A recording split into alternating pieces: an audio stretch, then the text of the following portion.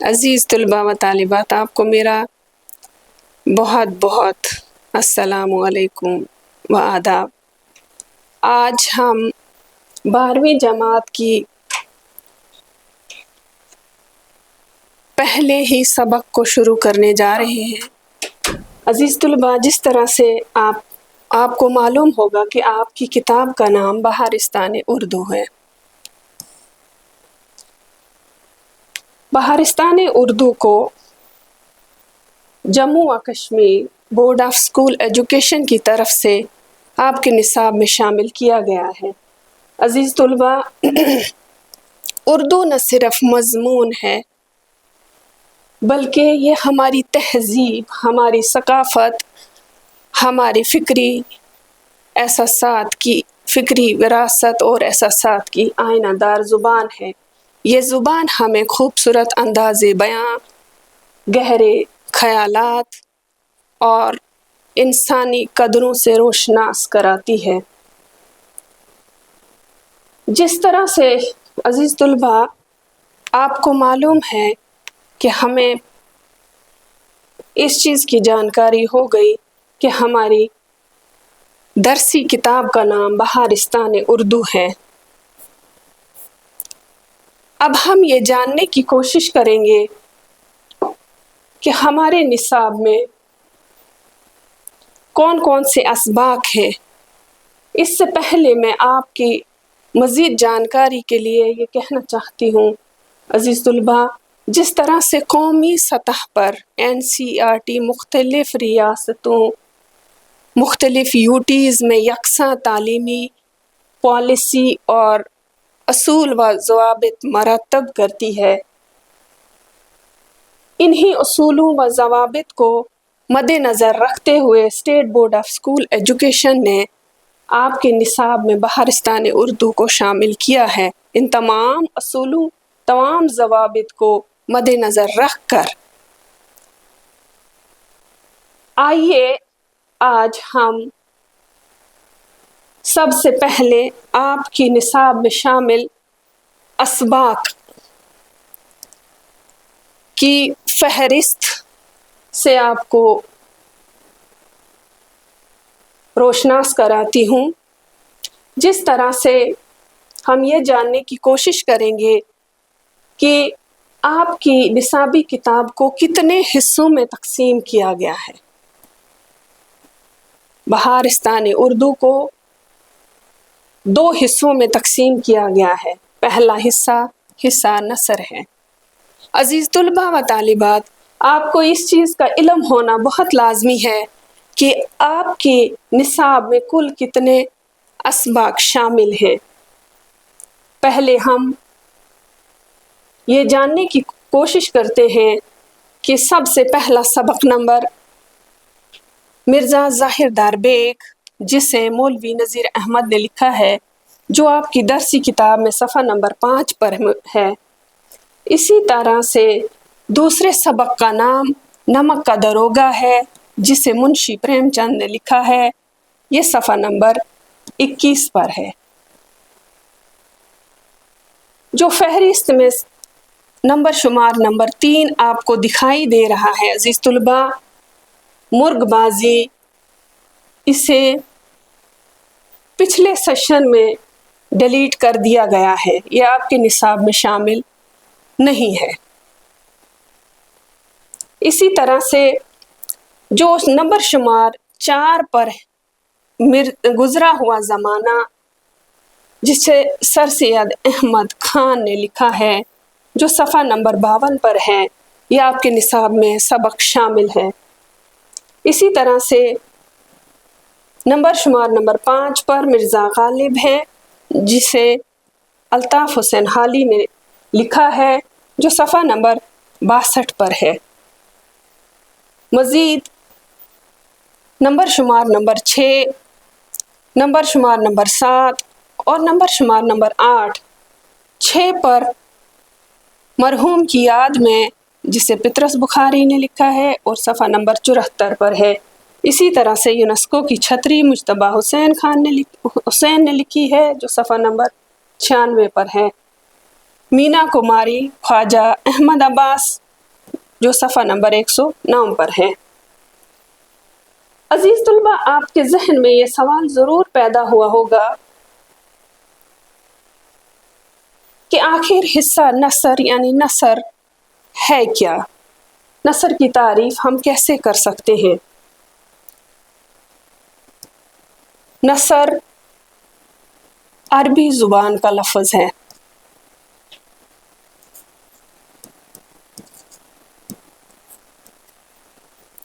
जिसके मानी बिखरी हुई शह के हैं।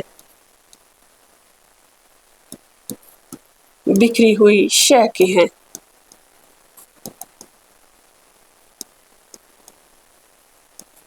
अजीज तुलबा, यहाँ पर एक बात का ख्याल रखना बहुत लाजमी है, जो आपके निसाब में अगला हिस्सा यानी हिस्सा दोम जो है वो हिस्सा शायरी है। नसर में ये बात याद रखने की ये ज़रूरी बात है कि जिस तरह से शायरी में काफिया और वज़न की पाबंदी होती है, इसके बरक्स नसर में ये पाबंदी नहीं होती। मज़ीद नसर को हम कितने हिस्सों में तकसीम करते हैं? नसर को हम 2 हिस्सों में तकसीम किया जाता है। पहले हिस्से को अफसानवी अदब कहा जाता है और दूसरे हिस्से को गैर अफसानवी अदब कहा जाता है। अजीज तुलबा, अफसानवी अदब में जिन असनाफ की फहरिस्त आती है, उनमें सबसे पहले दास्तान, नावल, अफसाना और ड्रामा है। और गैर अफसानवी अदब में सवानिया हयात,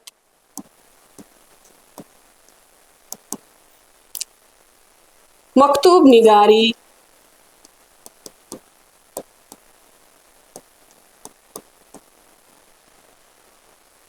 तंज़ो मिज़ा,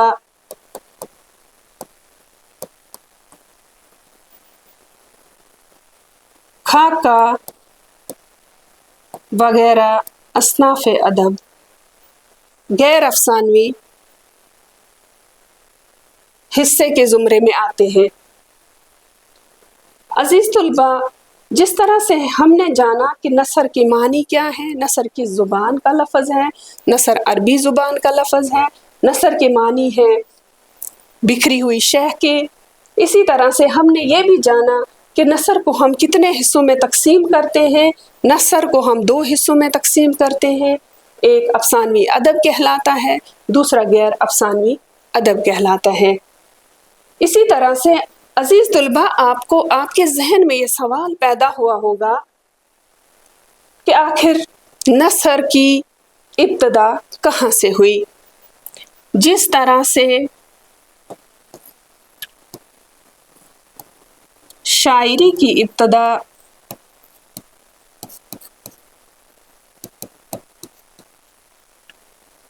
दक्कन से हुई, इसी तरह नसर की इब्तदा भी दक्कन से हुई। लेकिन सबसे पहले नसर के वो नमूने जो सिर्फ तस्साउफ और महज़ब पर मुश्तमिल थे, सिर्फ वहाँ तक नसर महदूद थी। बिल आखिर जब फोर्ट विलियम कॉलेज का क़याम अमल में लाया गया, तो उर्दू नसर का बाकायदा आगाज़ जो है वो फोर्ट विलियम कॉलेज के अमल में लाने के बाद हुआ। इसी तरह से अजीज़ तुलबा, हम आपके निसाब में शामिल हिस्सा शायरी की तरफ बढ़ते हैं। हिस्सा शायरी जो آپ کے نصاب میں دوسرا حصہ ہے، اس کے بارے میں جاننے کی کوشش کریں گے۔ حصہ شاعری کا پہلا شاعر میر تقی میر کی غزلیات ہیں جو صفحہ نمبر 124 پر ہیں۔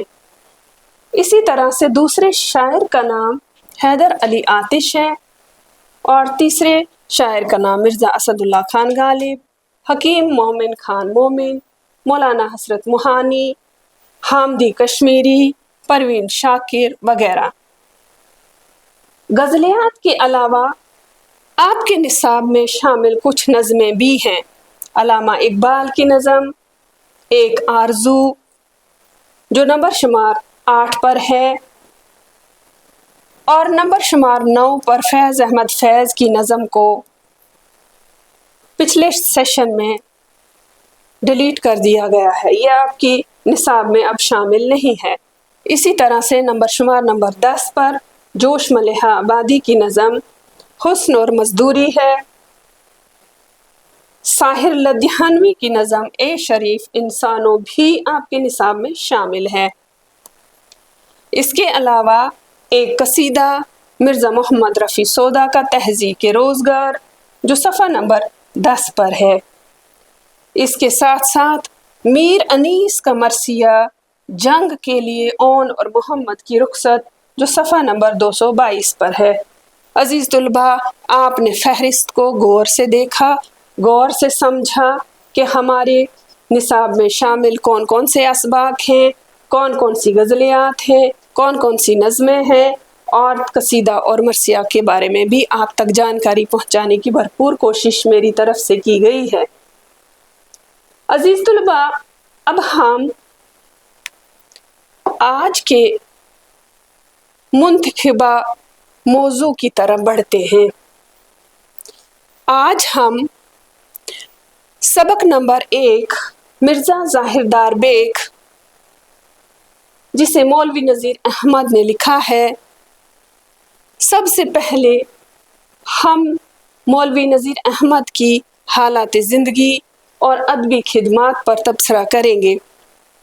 عزیز طلباء، جس طرح سے آپ کو معلوم ہے کہ مولوی نذیر احمد پہلے ناول نگار اور ناول کی شروعات ہی مولوی نذیر احمد کے ناول مرات العروض سے ہوتی ہے۔ ہم ان کی حالات زندگی اور ادبی خدمات کو جاننے کی کوشش کرتے ہیں۔ عزیز طلباء، نذیر احمد 1836 عیسوی میں بمقام موزارہٹ ضلع بجنور میں پیدا ہوئے۔ ابتدائی تعلیم اپنے باپ سے حاصل کی، بعد میں مولوی نصر اللہ خان سے عربی کی تعلیم پائی۔ اس کے بعد اعلیٰ تعلیم حاصل کرنے کے لیے دہلی آئے اور کچھ دنوں تک مکتب میں پڑھتے رہے۔ عزیز بچوں، نذیر احمد 1836 عیسوی میں ضلع بجنور کے جو اتر پردیش میں واقع ہے، ضلع بجنور کے ایک گاؤں ریہر میں پیدا ہوئے۔ مولوی نذیر احمد کی ابتدائی تعلیم ان کے والد محترم سے ہی انہوں نے حاصل کی۔ اس کے بعد عربی کی تعلیم انہوں نے مولوی نصر اللہ خان سے حاصل کی۔ عزیز طلباء، مولوی نذیر احمد نے اعلیٰ تعلیم حاصل کرنے کے لیے دہلی کا رخ کیا۔ وہ دہلی آئے اور وہاں پر اعلیٰ تعلیم حاصل کی اور کچھ دن تک مکتب میں پڑھتے رہے، یعنی کچھ دن تک وہ وہاں اسکول میں یا مدرسے میں یا مکتب میں پڑھتے رہے، لیکن یہاں کی تعلیم سے سیری نہ ہو سکی، یعنی وہ یہاں کی تعلیم سے زیادہ سیری نہ حاصل کر سکے، زیادہ ان کو فائدہ نہیں ہوا، فیض نہیں ہوا۔ خوش قسمتی سے मौलवी नज़ीर अहमद की ये खुशकिस्मती थी कि उनका दिल्ली कॉलेज में दाखिला हो गया।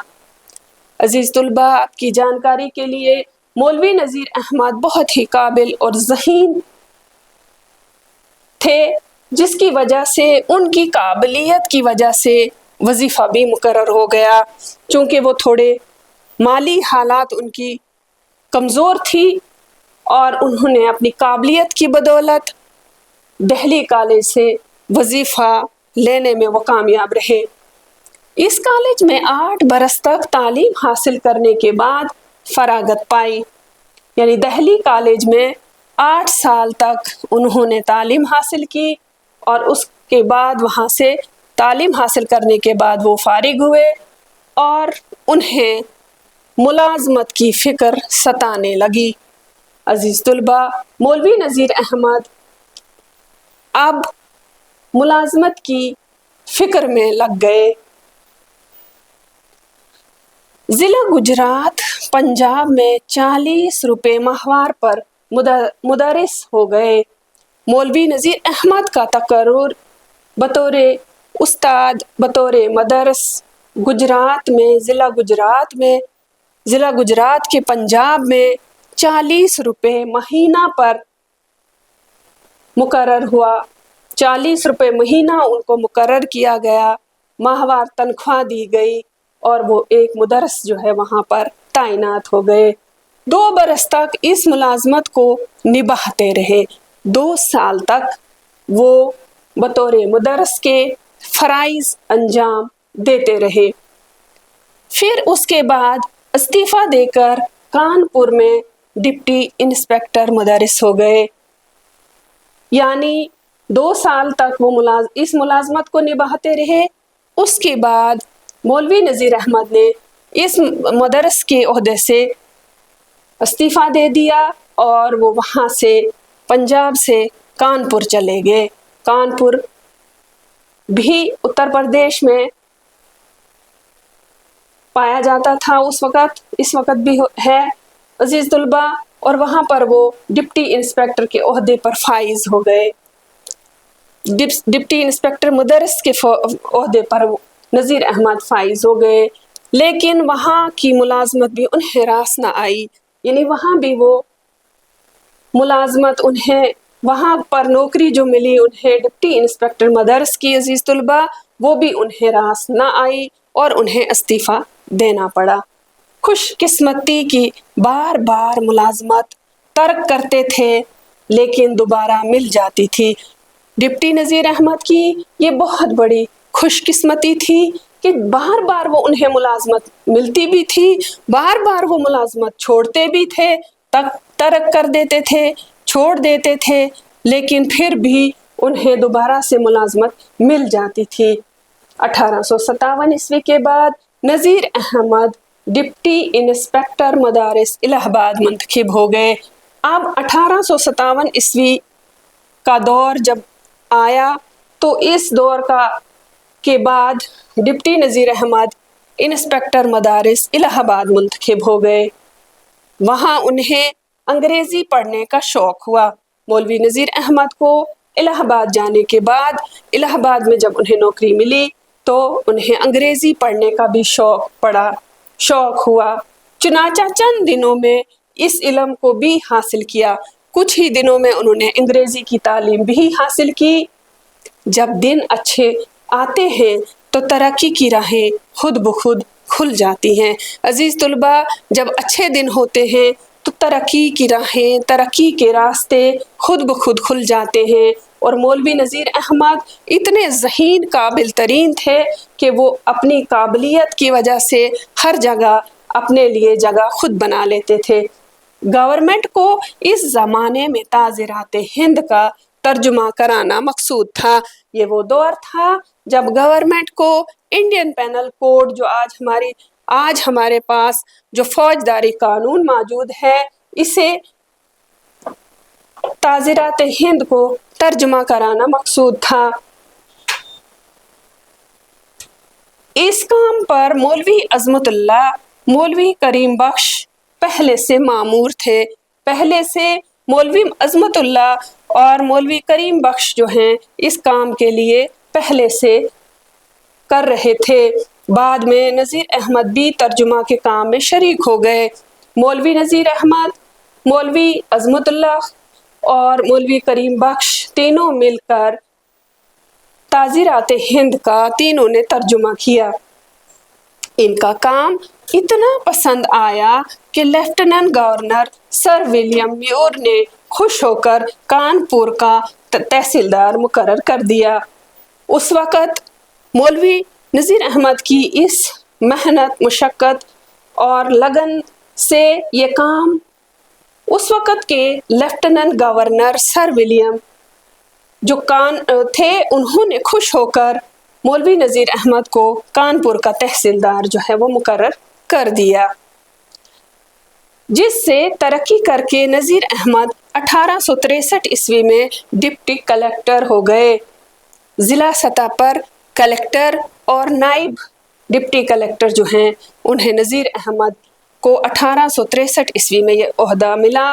تحصیلدار سے وہ ڈپٹی کلیکٹر جو ہیں انہوں نے ترقی کر کے ڈپٹی کلیکٹر بن گئے، اور ایک حیت کی کتاب، عزیز طلباء، ایک شناخت کی کتاب، ایک حیت کی کتاب حیدرآباد کے ریزیڈنٹ نے انگریزی سے اردو میں ترجمہ کرانے کے لیے بھیجی۔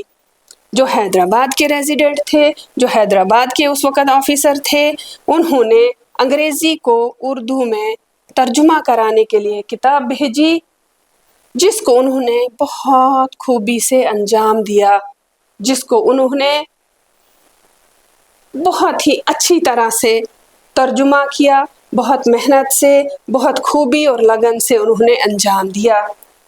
حیدرآباد والوں نے 800 روپے پر اپنے یہاں بلا لیا۔ اب مولوی نذیر احمد کو حیدرآباد والوں نے 800 روپے ماہوار یعنی 800 روپے مہینہ پر حیدرآباد بلا لیا۔ عزیز طلباء، یہاں رہ کر انہوں نے اپنی علمی قابلیت سے بہت ترقی کی۔ اب حیدرآباد میں بھی رہ کر مولوی نذیر احمد نے اپنی علمی قابلیت کی وجہ سے، چونکہ وہ بہت ذہین تھے، بہت عالم تھے، مفکر تھے، ہمہ جہت شخصیت کے مالک تھے، اس لیے انہوں نے وہاں رہ کر بھی اپنی علمی قابلیت کی وجہ سے مزید ترقی کی، لیکن آخر میں سیاسی مصلحت کی وجہ سے پینشن لے کر واپس آ گئے۔ آخر میں سیاسی مصلحت کی وجہ سے، سیاست کی وجہ سے وہ پینشن لے کر دہلی واپس آئے۔ عزیز طلباء، آپ نے پڑھا، آج کے سیشن میں آپ نے یہ دیکھا کہ نذیر احمد جو ہیں وہ کہاں پر پیدا ہوئے، ان کی جائے پیدائش کہاں ہے، ان کی ابتدائی تعلیم ان کے والد سے شروع ہوئی، اس کے بعد مولوی نصر اللہ خان سے عربی کی تعلیم حاصل کی، اس کے بعد کیسے وہ کہاں کہاں پڑھے، دہلی کالج میں، پھر کس طرح سے انہوں نے ملازمت اختیار کی، کتنی ملازمت کتنی بار کی، کہاں کہاں استعفیٰ دیا، کیسے کیسے ان کی ترقی ہوئی، وہ آپ نے اس سیشن میں آپ نے دیکھا، آپ نے سمجھا، اور مجھے امید ہے کہ آپ اس پر پورا عمل کریں گے۔ اور آئیے اب ہم دیکھتے ہیں کہ دہلی سے پینشن لینے کے بعد نذیر احمد کی زندگی کس طرح سے گزری۔ مولوی نذیر احمد پینشن لینے کے بعد یکسوئی حاصل کی ہو گئی اور لکھنے پڑھنے کا کام زیادہ سرگرمی سے کرنے لگے۔ اب جب پینشن لے لے گئے تو اس کے بعد مولوی نذیر احمد نے مزید لکھنے پڑھنے کے کام میں بہت زیادہ سرگرمی سے حصہ لیا، بہت محنت کی، گو کہ ان کی جسمانی قوت روز بروز زائل ہوتی گئی، روز بروز ان کی جو جسمانی قوت تھی وہ کمزور ہو رہی تھی، وہ کمزور ہو رہے تھے، اعضا ایک ایک کر کے جواب دینے لگے تھے، یعنی ہر ایک جز جو ہے جسم کا، ہر ایک حصہ ہے وہ جواب دے رہا تھا، چونکہ وہ بہت دن بدن کمزور ہو رہے تھے۔ ہاتھوں میں ریشہ آ گیا تھا، یعنی ہاتھوں میں نسیں جو ہیں وہ ہمیشہ सुन हो जाती थी, कमज़ोर हो गई थी, बीनियाई भी कम हो गई थी, यानी उनकी आंखों की रोशनी भी कम हो गई थी। मरते दम तक लिखने पढ़ने का शुगल जारी रखा। मौलवी नज़ीर अहमद ने मरते आखिरी सांस तक, मरते दम तक लिखने और पढ़ने का शुगल, लिखने और पढ़ने का जो काम था वो जारी रखा। यहाँ तक कि जब खुद काम करने के काबिल न रहे तो दूसरों से मदद ली। जब वो खुद काम करने के काबिल ना रहे, इतने कमज़ोर नातवा हो गए और वो दूसरों से भी मदद लेने लगे। आखिरकार ये रोशन चिराग 1912 ईस्वी में इस दारुल फ़ानी से कूच कर गए। अजीज़ तुलबा, हमने हालात ज़िंदगी के बारे में पढ़ा कि मौलवी नज़ीर अहमद, अब हम उनकी कुछ जो चंद तसानीफ़ हैं उनके बारे में थोड़ी जानने की कोशिश करेंगे कि मौलवी नज़ीर अहमद ने कौन कौन सी तसानीफ़ लिखी हैं। सबसे पहले मरातुल अरूस का ज़िक्र आता है, उसके बाद तौबतुल नुसूह, इब्नुल वक्त, मुहस्सिनात, अय्यामी, रूए सादिका, मुंतकिबुल हकायात, इखलाक महज़ब, तर्जुमा कुरान शरीफ, मुतालिबुल कुरान, इज्तिहाद, मुअज़्ज़ा हुस्ना, कवाइद रस्मुल ख़ित, हर्फ़ सगीर, ताज़िरात हिंद, कानून, शहादत तर्जुमा। मौलवी नज़ीर अहमद ने सबसे पहला नावल मरातुल अरूस जो 1869 ईस्वी में उन्होंने लिखा, जिसमें औरतों की तालीम, औरतों की इस्लाह के पर जोर दिया गया है। मरातुल अरूस जो पहला नावल कहलाता है, इस नावल में दो बहनों का किस्सा है, अकबरी और असगरी का। अकबरी अपनी ज़िद की वजह से फोहड़ किस्म की होती है और वो अपनी ज़िद और अना की वजह से अपने घर को तबाह कर देती है। इसके बरअक्स असगरी जो छोटी बहन है वो बहुत ज़हीन, बहुत ही काबिल तरीन होने की वजह से अपने घर को जन्नत बना देती है। इस नावल में मौलवी नज़ीर अहमद ने तबक़े नुस्वा की इस्लाह करने की कोशिश की है और तबक़े निस्वा यानी औरतों की तालीम पर भी जोर दिया है। दूसरा नावल तौबतुल नुसूह है। तौबतुल नुसूह में से ही मिर्ज़ा ज़ाहिरदार बेग जो आपके निसाब में शामिल है, हिस्सा उसे लिया गया है। इसमें भी कलीम की शक्ल में वो बेटों की तरबियत करना चाहते हैं। अजीज़ तुलबा, नज़ीर अहमद का बड़ा काम इस्लाह माशरत है, जिसका ख्याल उन्होंने अपने नावलों में रखा है।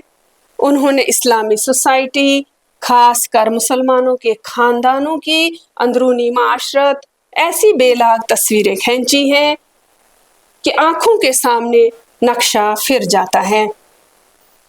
रोज़मर्रा के वाक़ात जो सुबह और शाम हमारी आँखों के सामने घरों में अंदर बाहर वाक़ा होते रहते हैं, उनका खूबी से बयान करना नज़ीर अहमद का खासा है। अजीज़ तुलबा, मौलवी नज़ीर अहमद ने माशरत की इस्लाह का बेड़ा उठाया था, जिस तरह से जिसका ख्याल उन्होंने अपने नावल लिखते लिखते रखा है। ख़ास कर इस्लामी सोसाइटी, इस्लामी समाज में मुसलमानों के ख़ानदानों के अंदरूनी माशरत कैसी थी, उस वक़्त अंदर क्या तस्वीरें थी और जो अंदर के हालात वाक़ात थे, जब हम ये नावल पढ़ते हैं तो वो तस्वीरें हमारे सामने जो हैं पढ़ने से हमारे सामने आ जाती हैं। रोज़मर्रा के वाक़ात क्या होते थे, सुबह और शाम क्या हालात गुजरते थे, वो हमारी आंखों के सामने, हमारे घरों में क्या क्या हो रहा था, अंदर क्या था, बाहर क्या वाक़ात थे, इसका बड़ी खूबी के साथ नज़ीर अहमद ने अपने नावलों में ज़िक्र किया है। उनके एहसानात तबक़े नुस्वा पर कम नहीं हैं। जैसा कि अज़ीज़ तुलबा मैंने ज़िक्र किया कि नज़ीर अहमद ने मरातुल अरूस लिख कर तबक़े नुस्वा पर एक बहुत बड़ा एहसान किया है। मरात उल अरूस वगैरह में औरतों के ख्यालात को हूबहू इस खूबी से अदा किया है कि ये खूबी किसी दूसरे मुसन्निफ को नसीब न हो सकी है। मरात उल अरूस में औरतों की नफ्सियात का, औरतों के ख्यालात की जो हूबहू खूबी है वो मौलवी नज़ीर अहमद ने इस नावल में लिखकर वो खूबी दूसरे किसी मुसन्निफ को नसीब नहीं हुई है जो मौलवी नज़ीर अहमद को मिली है। उनकी तहरीर में बेतकल्लुफ़ी है, वो बेतकल्लुफ़ाना तरीके से लिखते हैं, बेसाख्तापन बहुत है, वो बहुत आसान तरीके से लिखते हैं, वो तशबीहात और इस्तारात से भी कम काम लेते हैं, यानी वो तशबीहात और इस्तारे से कम काम लेते हैं।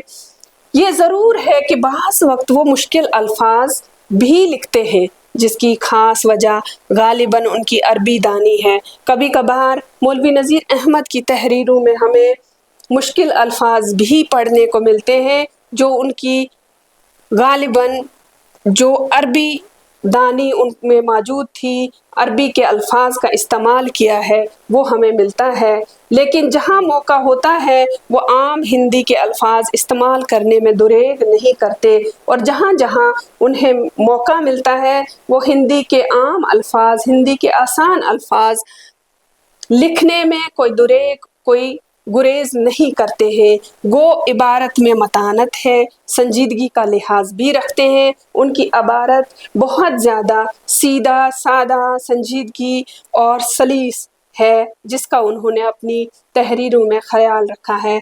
लेकिन फिर भी अपने मफ़हूम को पूरी तरह अदा करने के लिए बाज़ वक़्त रकीक अल्फाज ले लेते हैं, यानी कभी कभार वो अपना जो मफ़हूम अदा करना चाहते हैं इसके लिए बहुत ही आमियाना तरीके के अल्फाज भी इस्तेमाल करते हैं। मुहावरात का भी उन्होंने खूब ख्याल रखा है। अमूमन मुहावरों का ख्याल रखते हुए उन्होंने अपनी इबारत में मुहावरे भी इस्तेमाल किए हैं। अलगर्ज नज़ीर अहमद पहले नावल निगार हैं और उर्दू के बड़े कलमकार हैं। अजीज़ तुलबा, हमने देखा कि नज़ीर अहमद की हालात ज़िंदगी और उनकी अदबी खिदमात पर तफसील के साथ रोशनी डाली, और उनकी तसानीफ़ के बारे में भी हमने जानकारी हासिल की जो उन्होंने खासकर मरातुल अरूस, तौबतुल नुसूख, इब्नुल वक्त जैसे और ताज़िरात हिंद जो आज भी हमारे पास फौजदारी कानून जो मौजूद है वो उन्हीं की बदौलत तर्जुमा किया गया है। तो अज़ीज़ तुलबा, आज का सेशन, आज की क्लास हम यहीं ख़त्म करते हैं और आने वाले क्लास में हम मज़ीद इस सबक को आगे बढ़ाने की कोशिश करेंगे। शुक्रिया।